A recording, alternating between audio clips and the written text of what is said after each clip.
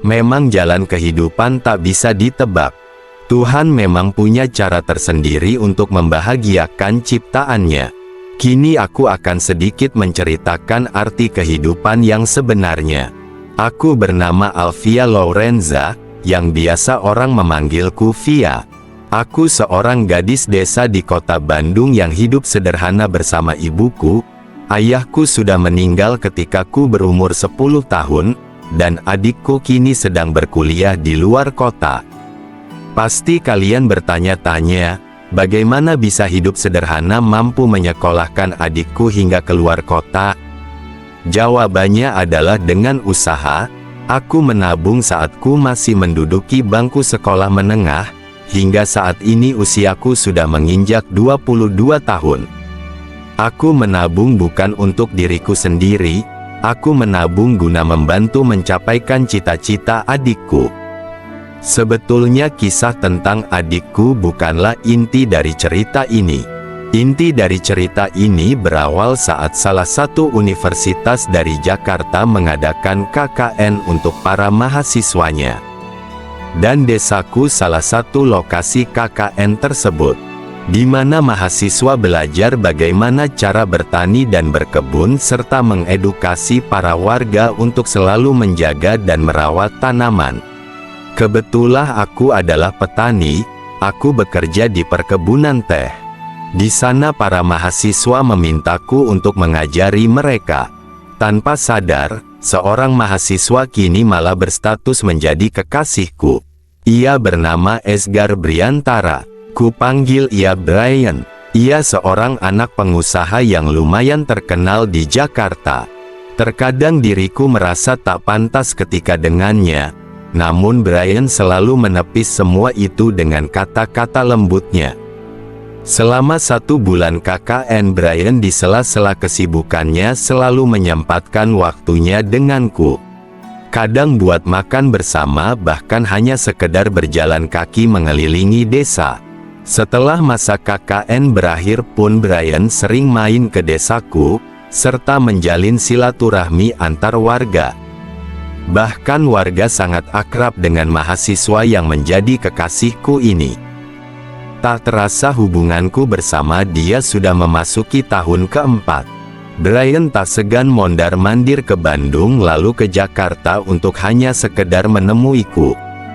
Hal tersebut membuktikan bahwa Brian betul-betul tulus dan serius denganku.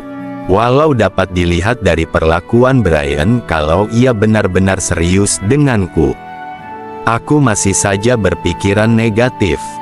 Bagaimana tidak? Dia itu paket lengkap, sudah pintar, bijaksana, apalagi ia tampan. Pasti banyak kaum hawa yang mendambakannya. Aku takut kalau ia berpaling denganku, tapi semua pikiran yang mengganggu itu segera ku tepis agar tak menjadi beban. Waktu itu aku dengan Brian tengah duduk di sebuah bangku taman sambil bercanda ria. Brian, tunggu sebentar ya. Aku mau ke toilet sebentar, ujarku. Baiklah, jangan lama-lama, jawabnya. Memangku dengan Brian hanya berselisih 1 tahun, Brianlah yang lebih tua dariku. Setelah itu aku pergi ke toilet. Di sisi lain kini handphone Brian berdering pertanda panggilan masuk.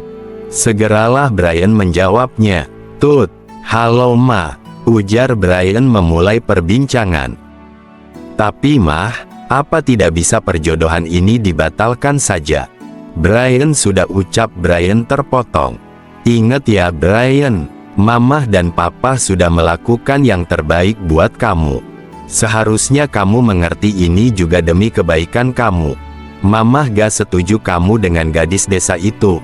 Apalagi kamu ini pewaris tunggal, nak.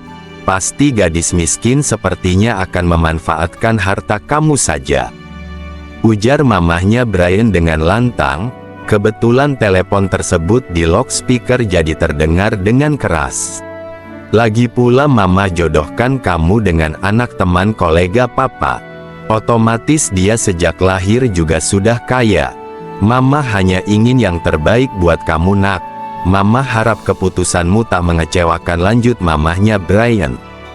Tapi ucap Brian kembali terpotong karena saluran diputus secara sepihak. Tak disangka tak diduga, Via mendengar itu semua. Via menahan tangisnya lalu menghampiri Brian. "Hei, sudah rupanya, mau pulang atau makan dulu?" tanya Brian. Via tak menjawab, justru ia kini menunduk lalu menggenggam tangan Brian. "Cukup Bri, cukup. Turuti kemauan orang tuamu, jangan menjadi anak durhaka," ujar Via seraya menunduk. "Maksud kamu apa?" tanya Brian memastikan bahwa Via tak mendengarkan percakapannya dengan ibunya itu. "Terimalah perjodohan itu," lirih Via mendongakkan wajahnya yang menampakkan sudah basah dan sembab karena menangis. "Dek," bagai disambar petir. Brian seketika mematung mendengarnya. "Maafkan aku Via." "Maaf," lirih Brian. "Kini hari berganti minggu, minggu berganti bulan, bulan berganti tahun. Sudah 4 tahun lamanya setelah kejadian itu aku tak melihat Brian kembali. Sepertinya sudah bahagia dengan keluarganya. Saat itu aku berada di taman yang cukup ramai karena hari libur. Dua sosok yang amat aku cintai kini tengah bermain dan bercanda ria. Saat hendakku menyampiri mereka, tiba-tiba ada seorang anak yang menabrakku. "Bro, hei, kamu gak apa-apa?" tanyaku khawatir. "Hicks, tante tolongin Gean tante. Dedi aku hilang." Hicks tangis anak itu. "Kamu terpisah dengan orang tuamu?" tanyaku dan dibalas anggukan oleh anak itu. Lalu ku membantu mencari ayahnya itu. Setelah beberapa menit berjalan akhirnya ketemu juga. "Dedi," panggil anak itu. Yang bersangkutan pun menoleh dan menghampiriku. "Hei, kamu gak apa-apa?" tanya ayah anak itu, dan dibalas anggukan. "Makasih ya sudah mengantarkan anak saya," ucapnya terpotong ketika mendongakkan wajahnya kepadaku. Tak hanya dia, aku saja tak kalah terkejutnya. Bagaimana tidak, dia adalah Brian. Via. "Hening. Dedi tante ini tadi yang bantuin aku," ujar anak itu. "Ah, makasih banyak ya Vi udah nganterin Gean." "Oh ya, ini Gean anak aku," ujar Brian. "Oh, pantas saja, saatku melihatnya mirip sekali denganmu." Setelah itu hening kembali. "Namun, sayang," panggil seseorang.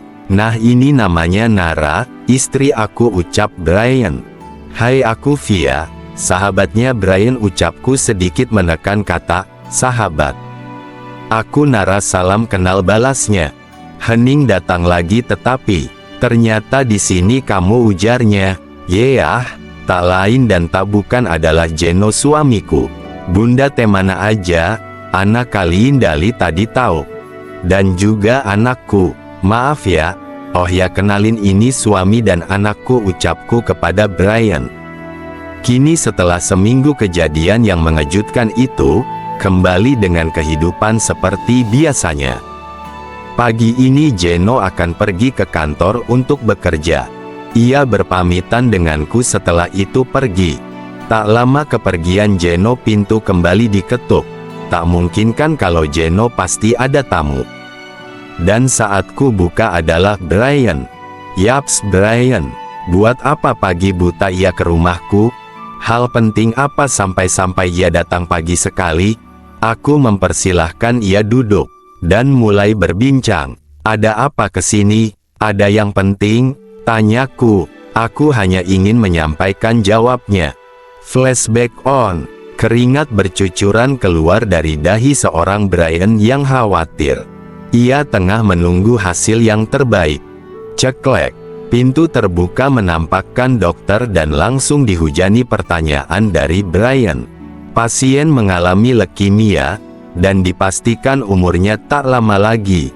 Sialahkan menemui pasien sebelum kembali ke Maha Kuasa. Shock, terkejut, tak percaya, itulah yang dirasakan Brian sekarang. Ia tak tahu menahu bahwa sang istri mengidap penyakit berbahaya. Kini Brian tengah di samping istrinya. "Kamu yang kuat ya," ujar Brian. Gak bisa, aku gak kuat. Aku mohon sama kamu, di meja ada sebuah surat, tolong berikan kepada Via, dan jangan pergi dahulu sebelum Via selesai membacanya, lirih Nara. Brian hanya dapat mengangguk lemah. Dan ternyata itu sebuah kata terakhir dari Nara. Nara menghembuskan nafas terakhirnya dengan memberi wasiat kepada Brian. Flashback off. Begitu ceritanya, Via seakan tak percaya apa yang telah diucapkan Brian. Lalu ia membaca surat itu dengan suara yang bergetar. Isi surat tersebut ialah, "Halo Via, mungkin kamu baca surat ini, aku sudah ada di surga. Maaf ya sudah membuat masa hidupmu menjadi sulit seperti ini. Di sini aku yang salah, aku sadar bahwa cinta Mas Brian hanya untuk kamu. Jadi keinginan terakhirku adalah Mas Brian agar dapat menikah denganmu. Cinta pertama adalah pemenangnya, dan cinta pertama Mas Brian adalah kamu Via. Maaf telah merebut cintamu, kini aku mengembalikannya kembali padamu. Aku mohon kamu terima ya. Maaf untuk semua kesalahanku, dan makasih apabila kamu menerimanya. From Naraya." Brian dan Via tak kuasa menahan tangis. Kini keduanya bingung harus bagaimana. Di sisi lain Via mempunyai suami, dan di sisi satunya lagi ini wasiat. Mereka dilema kebimbangan, tetapi, brak, pintu terbuka dengan kencang. "Aku mendengar semuanya," katanya. "Mas Jeno," kaget Via. "Mungkin yang dirasakan almarhumah Nara sama denganku. Aku melihat kamu dengan Brian berbeda denganku. Cara bertatapan itu tak sama ketika denganku. Memang benar cinta lama pemenangnya. Maka dari itu aku tak setuju ketika menikah tak didasari dengan cinta," ujar Jeno.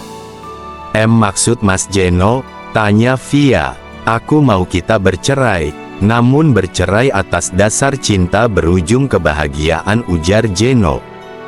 Via tak dapat menolaknya karena Jeno tetap bersikeras ingin bercerai karena demi masa depan mereka. Mereka resmi bercerai. Sebulan setelah bercerai, Via dan Brian mengadakan pernikahan secara tertutup dan dihadiri oleh kerabat dekat saja.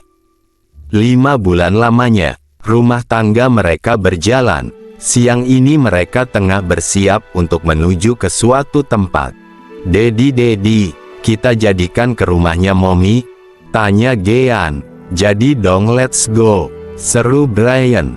Kita pun sampai di tempat yang disebutkan, rumah Mommy, oleh Gian. "Ya, makam Nara." Kita membawakan bunga lalu ditaburkan di atas makamnya. Lalu kita memanjatkan doa untuk mendiang Nara, dan menyempatkan berbincang sedikit dengan Nara. "Mommy, Bunda Via baik banget, seperti Mommy, dan juga sekarang Gian punya adik namanya Anna. Gian senang ada temannya," ujar Gian seraya memandangi nisan Nara. Gian dan Anna hanya beda 2 tahun, Gian sekarang berusia 5 tahun dan Anna berusia 3 tahun. "Benar Nara, kami bahagia sekali. Makasih ya udah jadi bagian di kehidupan aku. Kamu yang tenang di sana," ucap Brian lalu ia berdiri hendak ingin pergi. Namun ku menyuruhnya pergi terlebih dahulu dengan anak-anak. Dan tinggallah kini ku berdua dengan Nara. "Makasih, kamu telah menyatukan kami kembali. Makasih telah berkorban demi kami. Makasih telah memberikan kesempatan ini. Makasih banyak atas semua yang kamu lakukan demi kami. Yang tenang di sana, kami bahagia dan perjuangan kamu tak sia-sia. Sekali lagi terima kasih," lirihku seraya mengusap nisan Nara. Tiba-tiba angin berhembus dengan tenang dan sejuk. Lalu ku melihat siluet Nara yang tengah berdiri di belakang pohon besar. Dengan baju putih bersih dan terlihat sangat cantik.